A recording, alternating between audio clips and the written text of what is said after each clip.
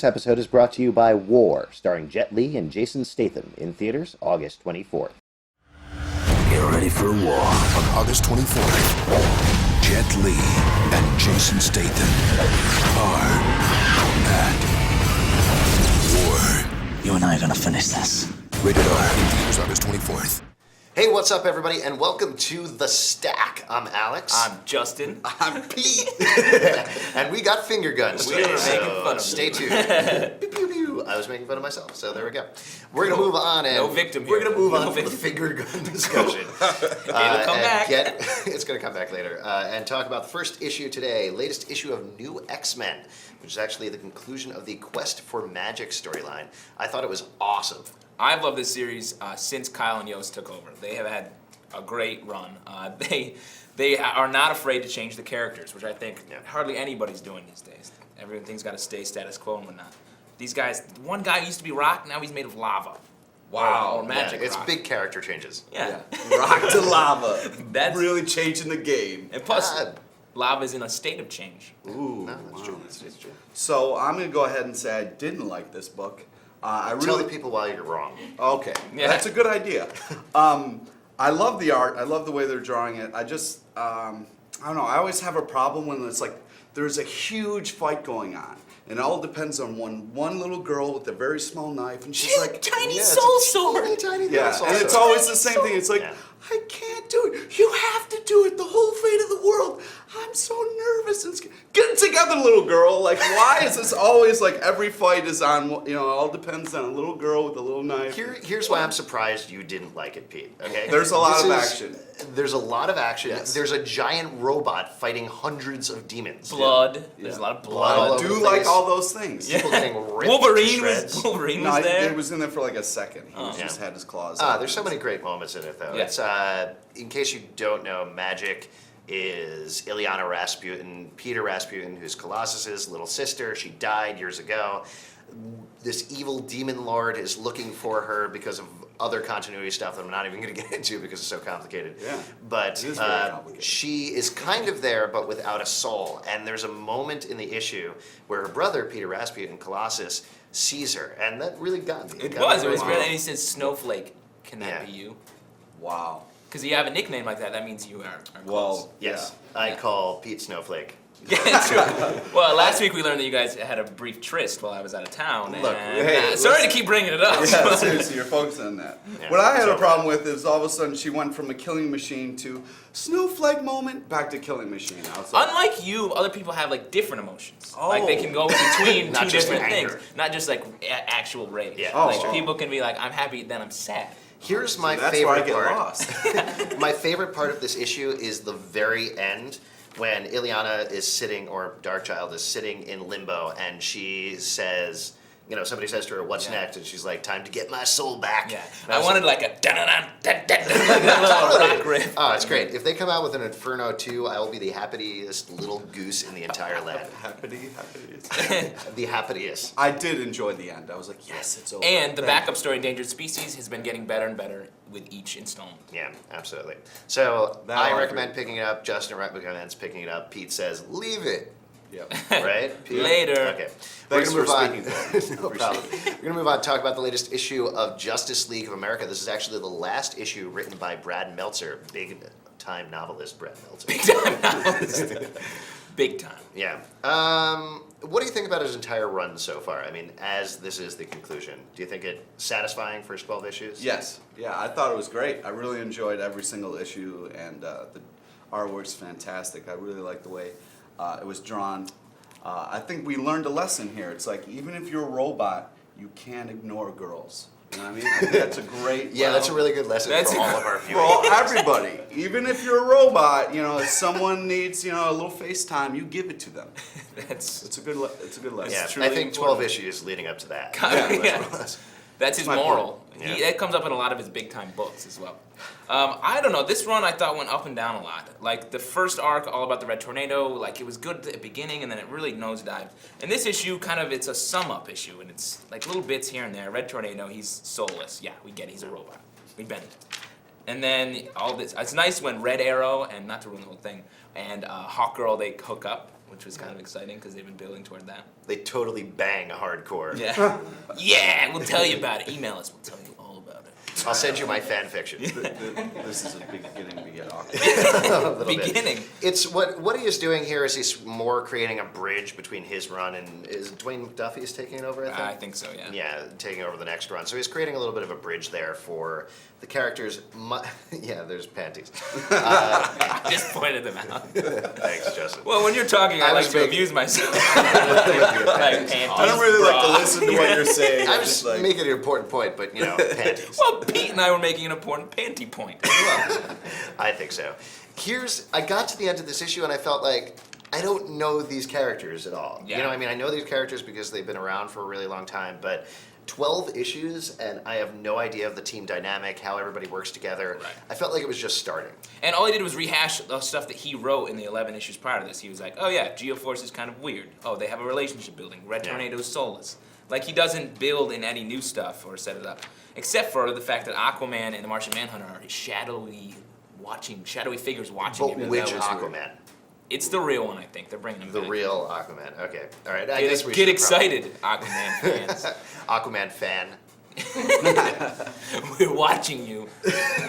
All right, let's move on. Talk about the first issue from Image of Killing Girl. Yeah. I thought this issue was pretty great. It's art by Frank Espinoza, who does the book Rocketto, which is also a really, really excellent kind of fantasy sci-fi book that Image is publishing. What do you guys think about this issue? I really like the art as well. It's a cool first issue. It's a good couple twists in the beginning. Then they do kind of a very standard twist later on. But Yeah. it could be good. We'll see where it goes. Yeah, this issue is all about like the art, and I feel like the art helps tell a lot of the story and where it's going, which I really find enjoyable when I read my comics. But yeah, it's a cool first issue. I'm definitely in it.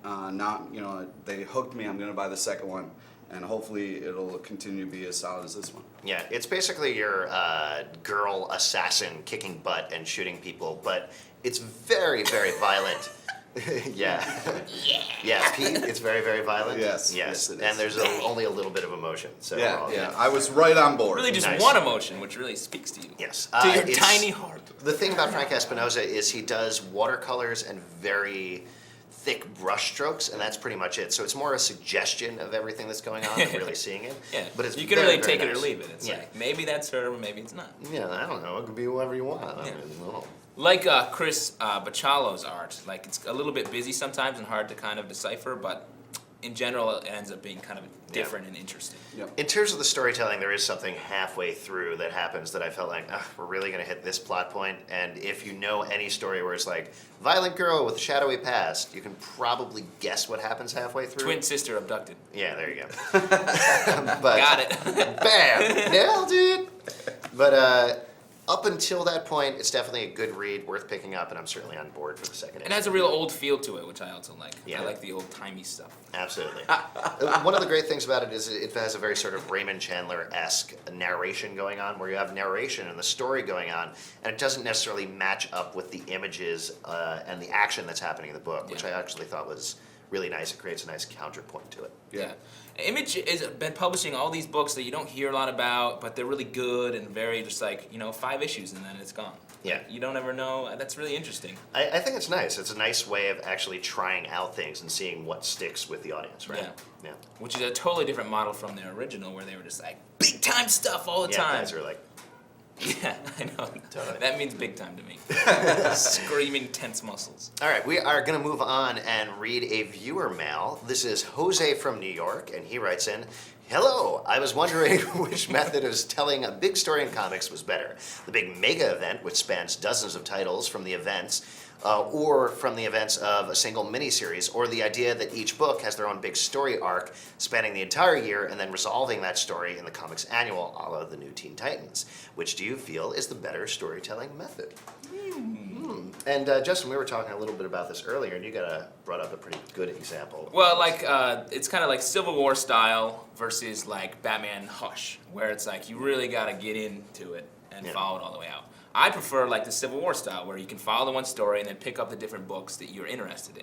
Like Yeah. pick up your Spider-Man, but you don't need to pick up Iron Man because he's a dick. Yeah, that's right. I completely agree with that. I like the idea of like a story arc that has other titles that if you're really into it, you can check it out. But I don't like it when you have to buy other titles that you may or may not like. Otherwise, you'll miss a piece of the story. Yeah.